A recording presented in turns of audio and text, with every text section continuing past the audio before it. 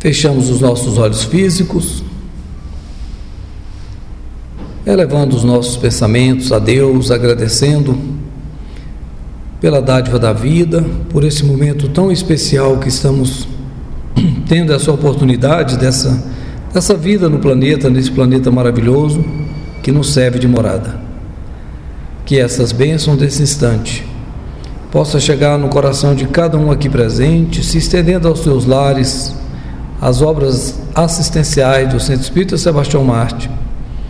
Cubra, Senhor, o nosso irmão Luan, que fará o nosso estudo dessa noite, trazendo as melhores energias, iluminando o nosso irmão no estudo.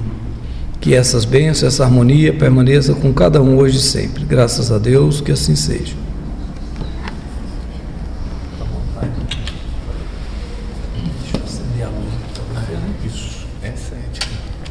Excelente, muito excelente.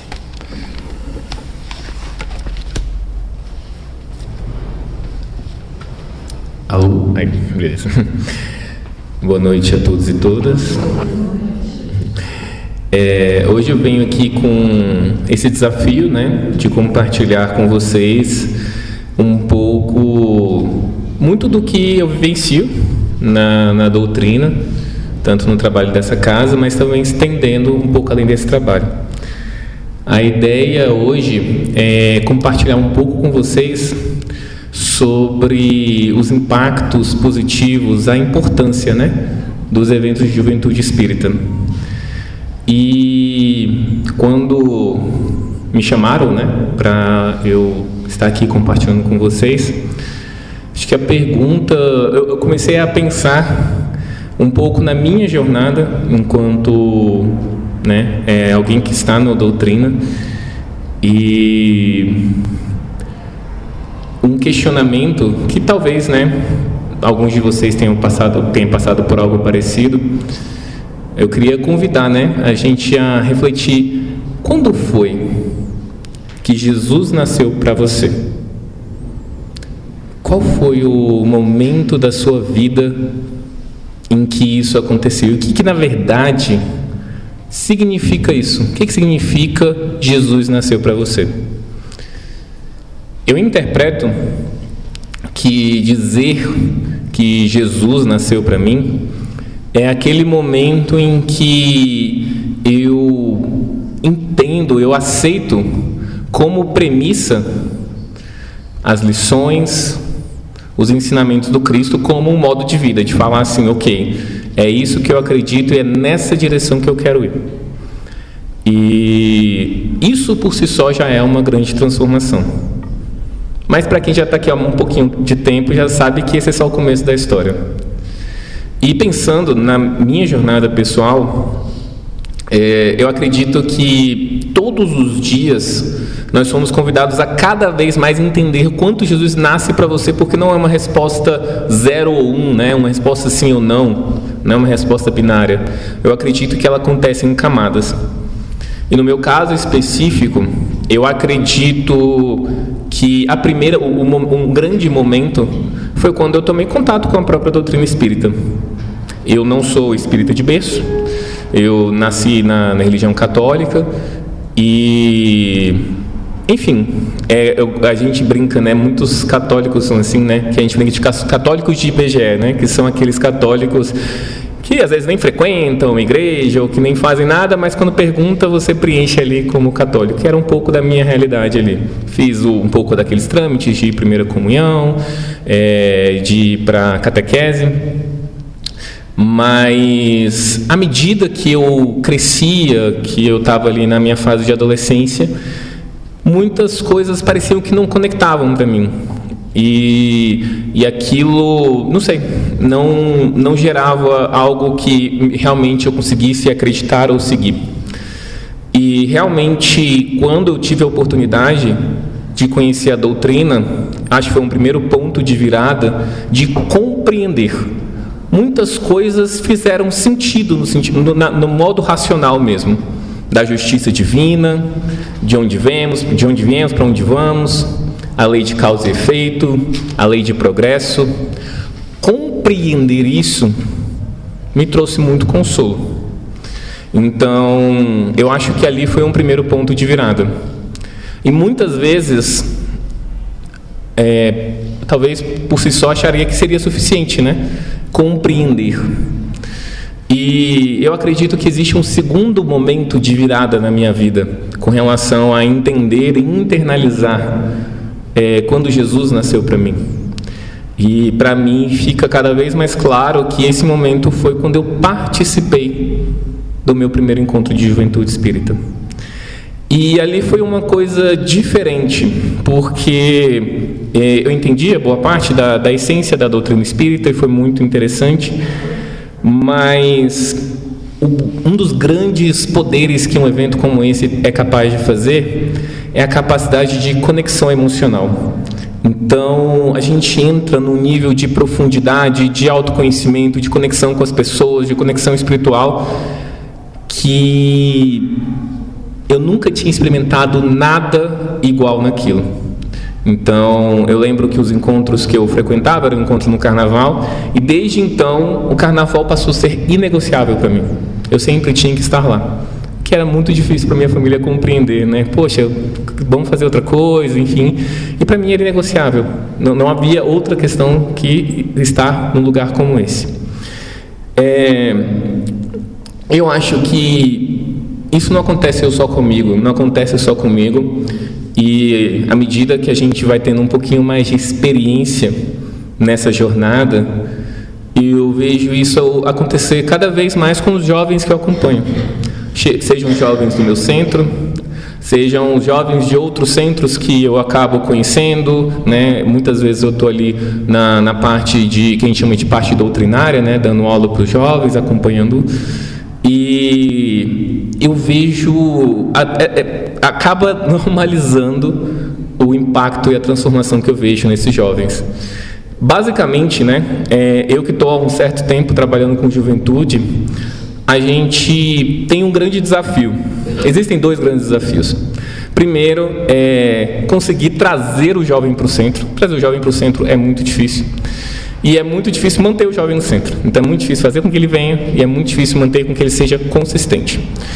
E geralmente, o que traz o jovem é basicamente aquela obrigação parental, né? Então é o pai falando assim, não, você tem que ir, porque tem que ir, e não sei o quê, aí vem aquele jovem, engraçado, né? Jovem é muito cansado, né? Ele já vem com aquela cara dele, tá, não sei o quê, tudo é chato, tudo, não sei o quê, tudo é difícil, tudo é pesado, né? E aos sábados, né, eu estando aqui com ele, você vê muito desses perfis, né? Tudo é muito difícil. Gente, fica de pé, vamos cantar. Vamos ficar de pé, não sei o que, chato. E você vai percebendo um pouco disso, né? Percebe que é muito arrastado. E a gente vai fazendo a nossa parte, vai fazendo o melhor que pode e tal. E a gente tem uns dias de vitória, uns dias não tão simples assim. Mas é muito claro a diferença que acontece com o jovem que só vem para as aulas da mocidade e o jovem que participa do evento da juventude. Ele muda. Eu não gosto de generalizações, né? Generalizações são sempre muito pesadas, mas assim, o impacto de transformação eu vou indo por outro caminho. Todos os jovens que eu vejo no nosso centro e em outros centros que estão mais engajados em trabalhos, em atividades, eu chuto, sem medo de errar, 90% já participaram de um evento de juventude. Porque e conversando com eles, eu percebo essa história de como passar por essa transformação foi essencial para Jesus nascer de uma maneira diferente para ele. E então, muitos casos, né, às vezes a pessoa fala assim, não, eu fui até obrigada a ir para esse evento, não sei o quê. E aí a pessoa, quando volta, tem alguns pais que se assustam. Esse não é meu filho. Caramba, ele está muito mais educado, muito mais proativo. Nossa, e começa, às vezes, alguns têm até um certo problema. Esse menino não sai do centro. Caramba, tudo é centro, é tudo o povo do centro, é tudo não sei o quê. O que acontece? Que esses jovens que antes eram preguiçosos e arrastados, de repente começam a se engajar, e de repente começam a trabalhar, e de repente começam a estar à frente desse movimento. Acho que é um pouquinho do que eu quero desvendar com vocês aqui agora. E eu tenho sido, convidado geralmente para falar sobre juventude, e acaba que é muito... eu sempre gosto de trazer pontos de atenção com relação à juventude, até porque é bem desafiador, lidar com o adolescente, sempre falando ao aborrecente, aquele que é bem complicado, desafiador. Já não, o nível de convencimento e persuasão para essa faixa etária é muito mais difícil, Geralmente a criança você vai conseguindo dar seu jeito, nem que seja ali na força, Vai porque eu estou mandando. E geralmente com o jovem isso já não funciona, é muito difícil mesmo. E então a gente tem que ir com outro tipo de conexão. Quando a gente fala, muitas vezes fala de juventude, e eu vejo isso, principalmente conversando com pais, ou então professores, talvez vocês até compartilhem um pouco desse pensamento que me veio à cabeça, que talvez a gente tenha a sensação de que o jovem, adolescente, ele não escuta. Você fala, eu já falei para esse menino 1000 vezes que é para ele fazer assim, e ele faz assado, não é possível. E caramba, eu estou cansado de falar toda vez a mesma coisa. E essa questão de dizer que o adolescente não escuta, que ele não ouve o que você está falando, não entende, há mais verdades nisso que a gente imagina. E eu gosto muito de uma premissa que eu acho que ajuda muito a compreender como lidar com o jovem, que é uma frase que fala mais ou menos assim: que adolescente ele não escuta, o adolescente sente. E acho que quando a gente compreende isso, fica muito mais fácil da gente lidar com a juventude. Ouso dizer que isso acontece até com adultos também, mas entendendo a nível de formação mesmo, formação do corpo. A verdade é que o adolescente ele não está completamente formado, e eu não estou falando só de braços, pernas, o rosto, enfim, mudanças hormonais.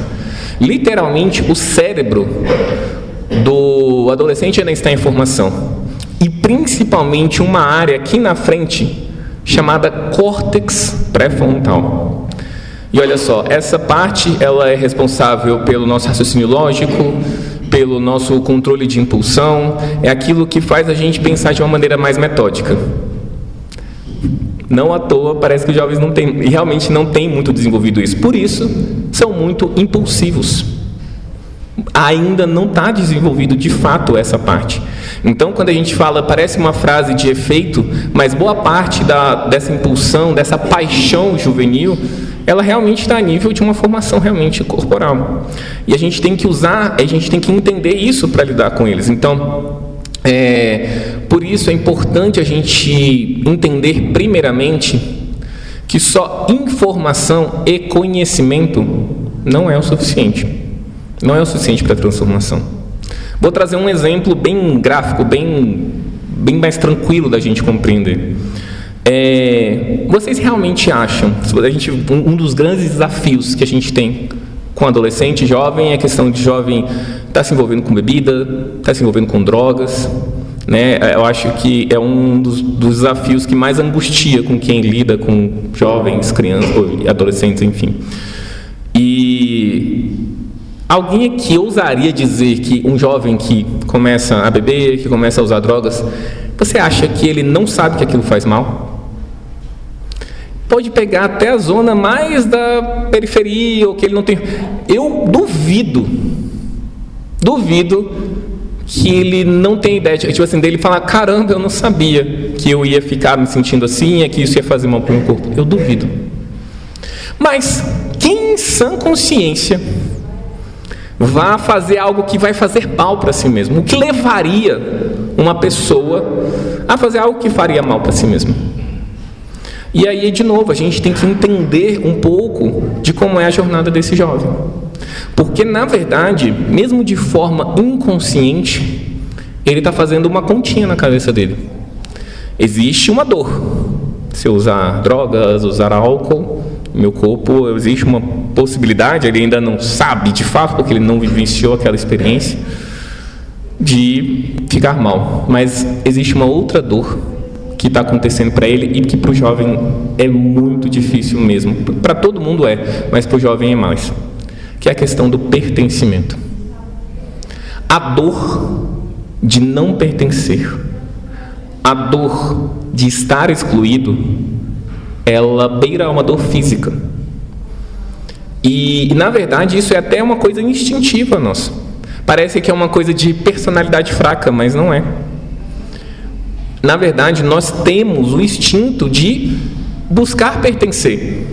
Se a gente pensa a nível de homem das cavernas, não pertencer era sinônimo de morte.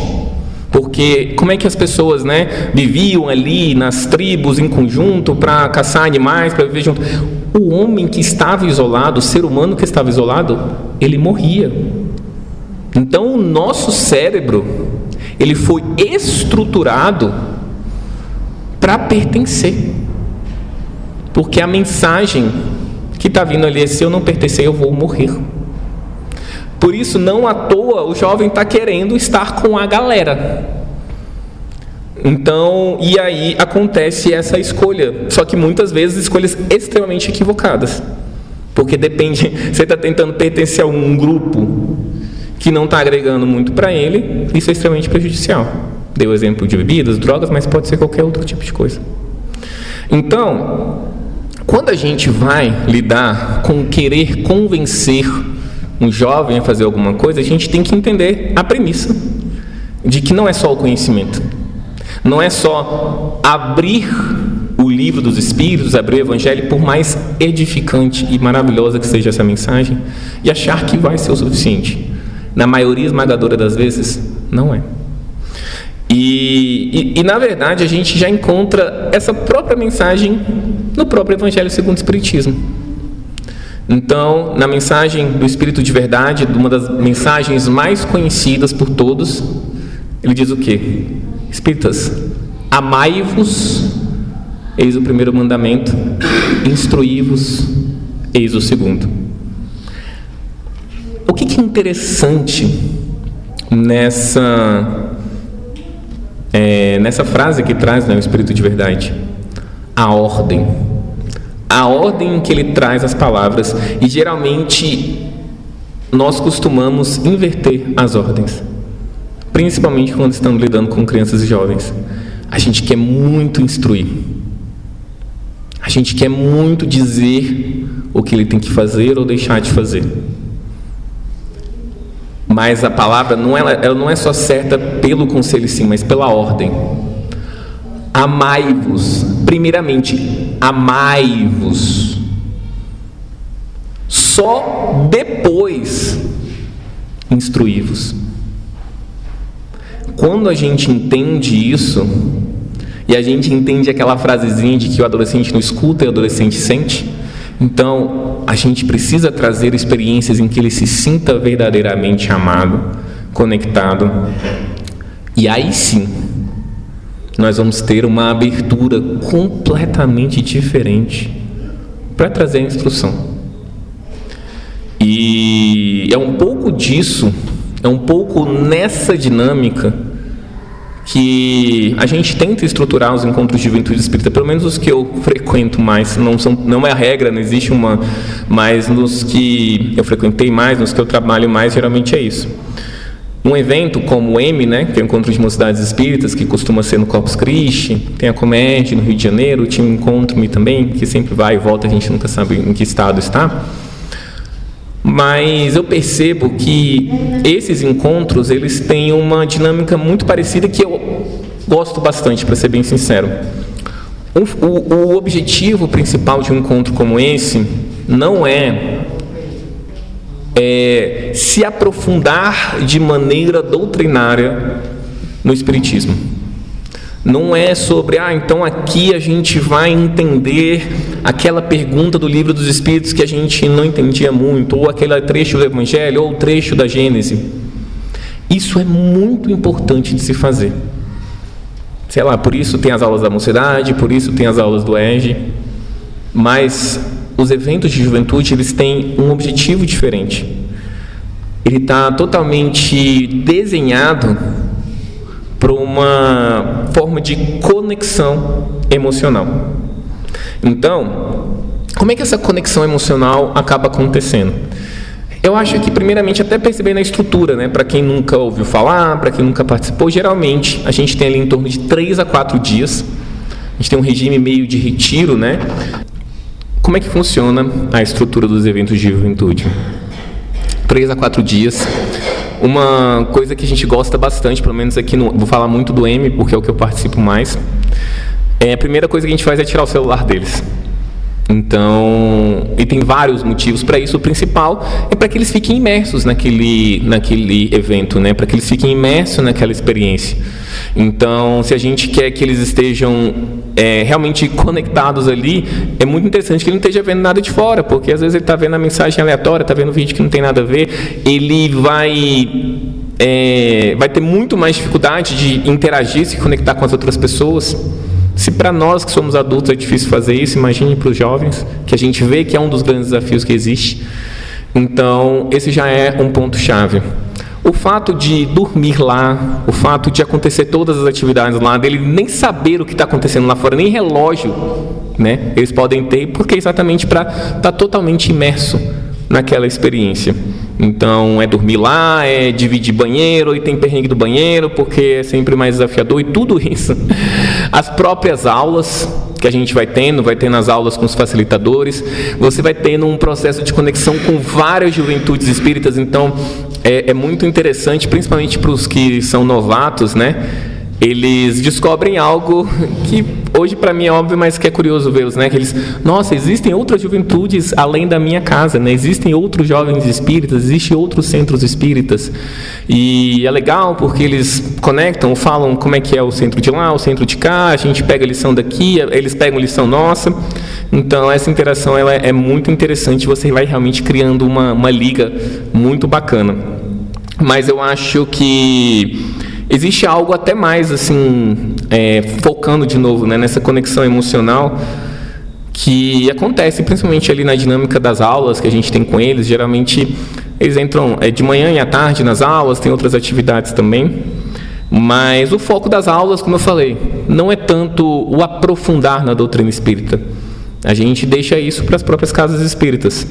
A gente tem uma oportunidade ali, em torno desses 3, 4 dias, de estar muito tempo com eles, de gerar conexão e de criar um ambiente seguro para que eles possam compartilhar os maiores desafios deles ali. Então, mais do que dizer ou trazer as lições do Evangelho, é mais para compreender a vida que ele está passando e mostrar como o Evangelho de fato é o melhor guia, é o melhor farol para aquilo que ele está buscando, para as aflições que ele está passando. E a gente tem nesse momento um grande desafio de criar esse ambiente seguro. E quando a gente consegue fazer isso, coisas mágicas costumam acontecer. E eu sempre gosto de trazer alguns pontos-chave de como é possível criar esse ambiente seguro. Existem várias maneiras, mas algumas eu sempre gosto de trazer aqui, até para a gente conseguir levar para o nosso dia a dia. E uma das que eu acho mais interessante, mais essenciais para levar para a nossa vida, é a questão que a gente chama de escuta empática. Uma vez eu vi o Ariano Suassuna falando assim que a gente tem muitos cursos de oratória, mas nós temos muito poucos cursos de escutatória. Parece que ouvir não é algo trivial. Parece óbvio, né, Luan? Eu não preciso de um curso para escutar, é só escutar, Mas é assustador como a gente não sabe escutar. E como é necessário passar por alguns passos para conseguir fazer esse processo de escuta empática. E quando a gente consegue fazer isso, nós conseguimos chegar desse ambiente seguro e gerar a conexão que a gente tanto quer. Então, eu vejo que a escuta empática, ela tem alguns estágios. E o primeiro deles, para você escutar de verdade uma pessoa, é tentar não interromper aquela pessoa. Ela está falando. E às vezes a pessoa está contando uma história e de repente você, não, mas você quer dar um pitaco, você quer contar uma coisa que é melhor ainda na sua história. Ah, mas eu fui para a praia. Não, eu fui para outra praia. E, cara, mas deixa eu contar da praia que eu estou indo, deixa eu contar da minha história, da minha situação. A pessoa vai contar de uma situação que ela passou e fala, nossa, mas está muito difícil. Não, mas a minha está mais difícil ainda. Meu amigo, deixa o abençoado falar. Então, o primeiro passo, e aí nessa hora a gente pensa, caramba, você vai percebendo que, eita, eu acho que eu tenho um ímpeto de interromper as pessoas, é aquele efeito meio Faustão, sabe? Faustão não deixa as pessoas falarem assim, caramba, deixa o cara falar, eu não consigo ouvir a história completa dele. Então, vamos tentar sair desse nosso efeito Faustão, né? A outra, tá bom, Luan, aprendi, eu não interrompo mais as pessoas.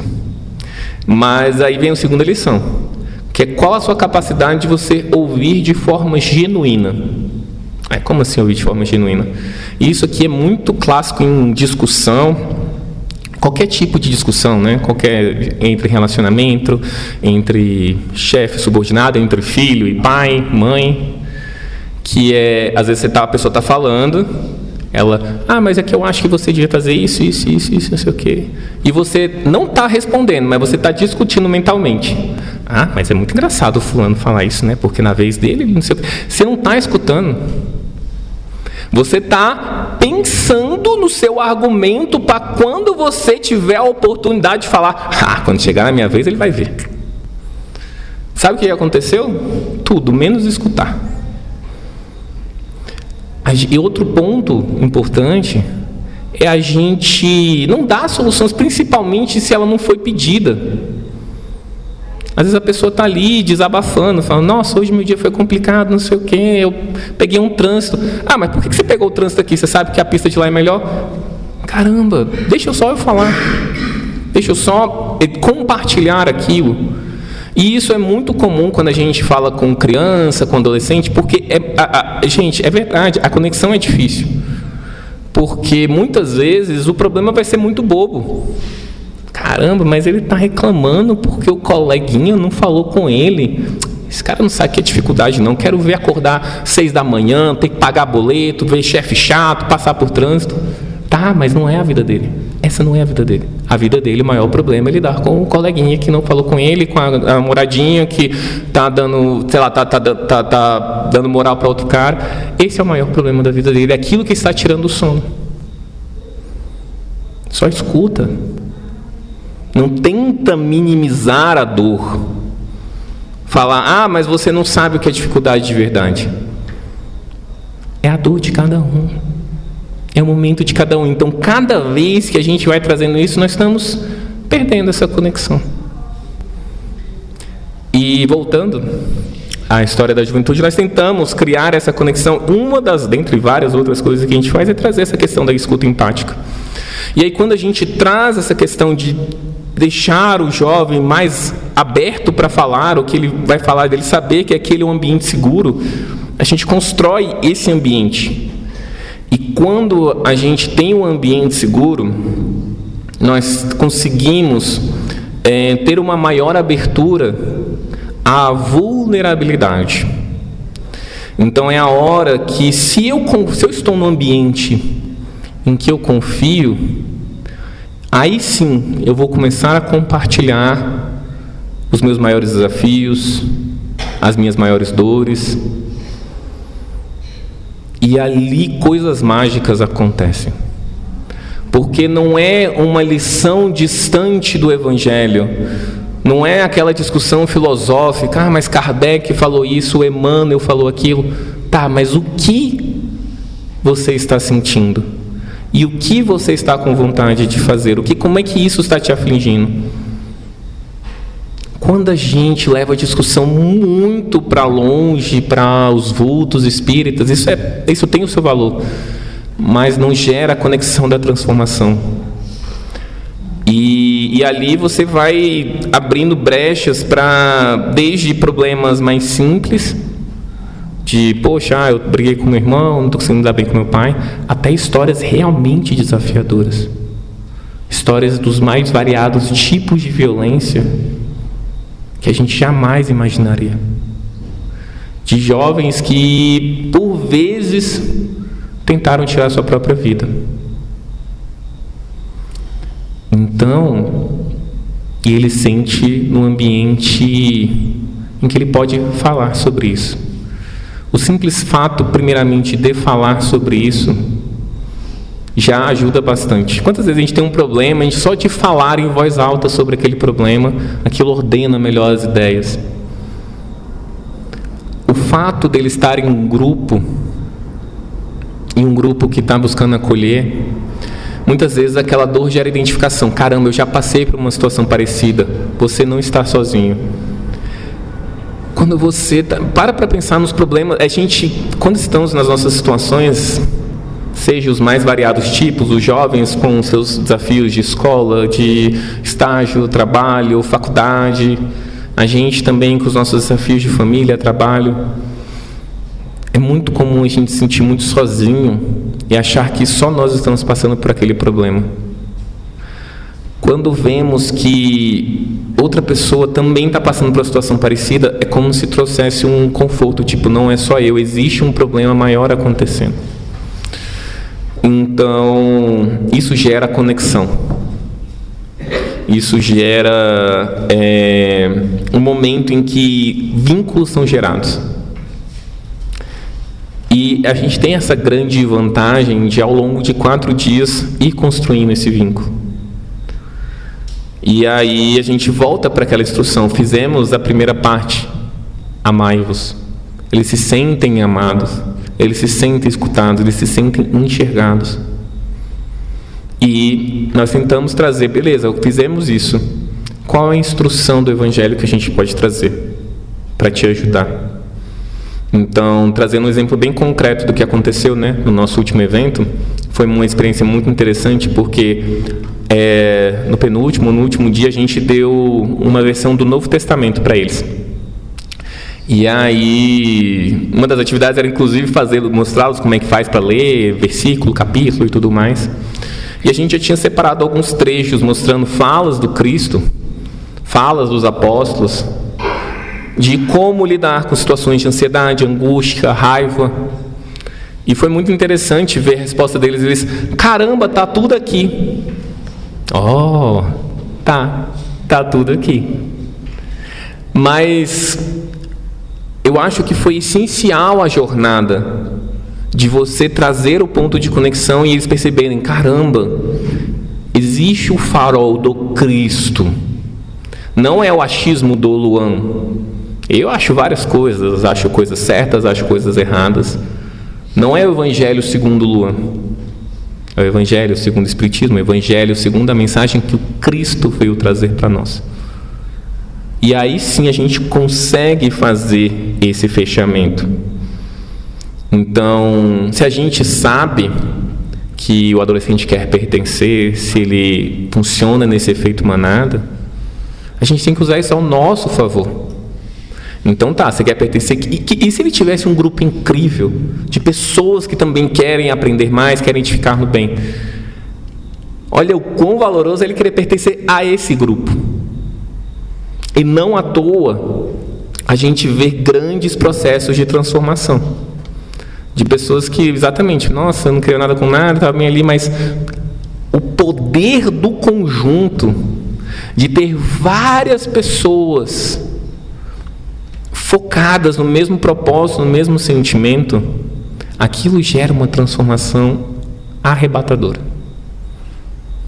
E não à toa a gente vê essa transformação nessas crianças e nesses jovens.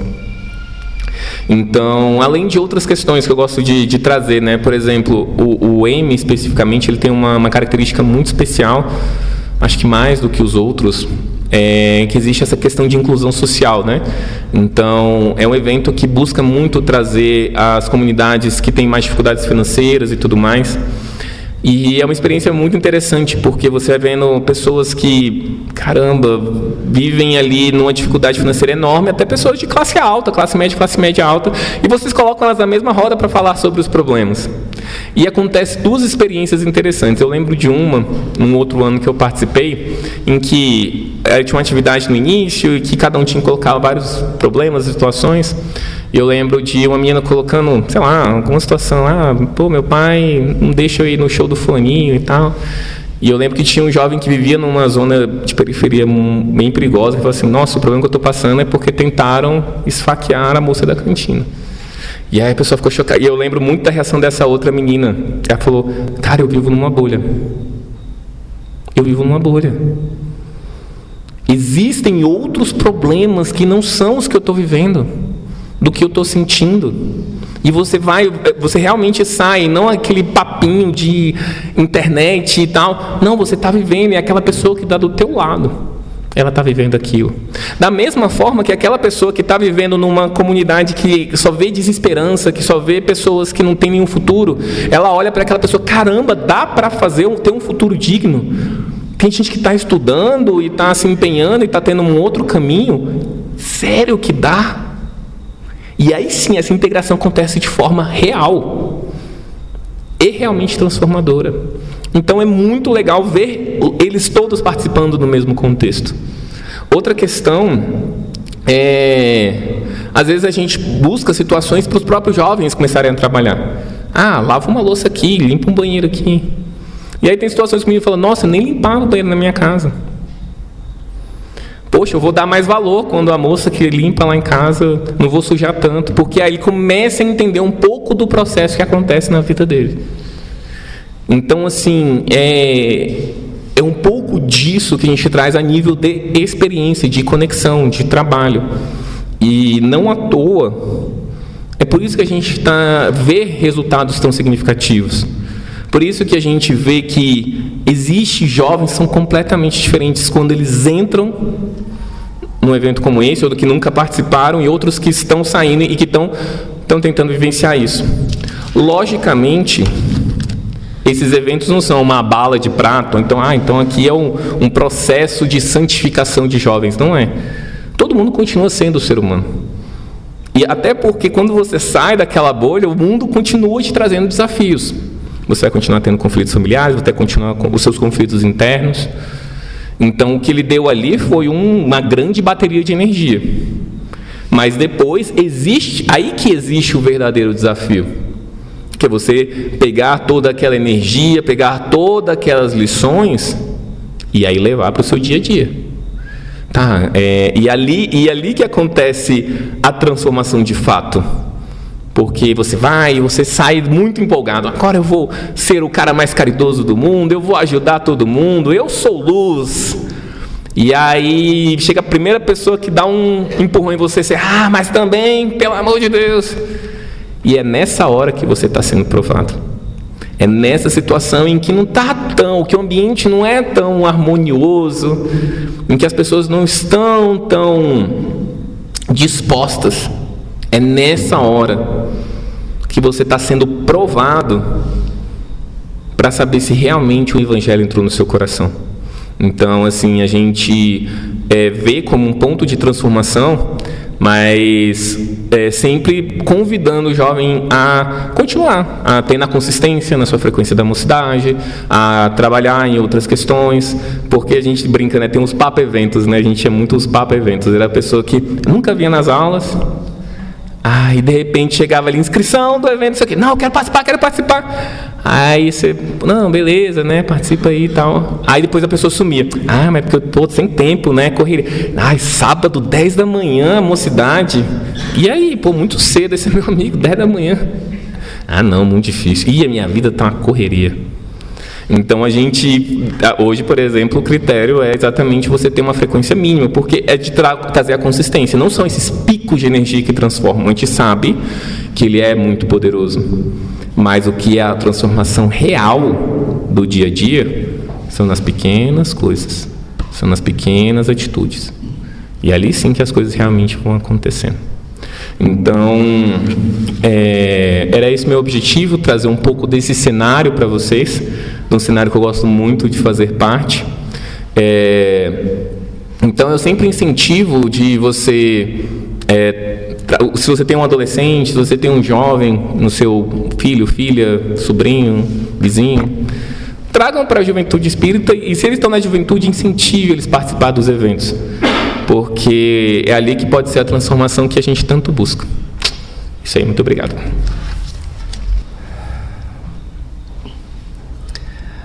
Ainda envolvidos na meditação dessa noite sobre a nossa importância de cuidar uns dos outros, rogando a Jesus que através dos seus mensageiros possa cuidar ainda mais de cada um de nós, estendendo suas mãos sobre cada um de nós nesse instante para que todos possam receber esse passe, esse tratamento através das energias. Vamos pensar nessa luz chegando sobre nossas cabeças, fazendo um banho de luz, retirando as energias que não são mais necessárias.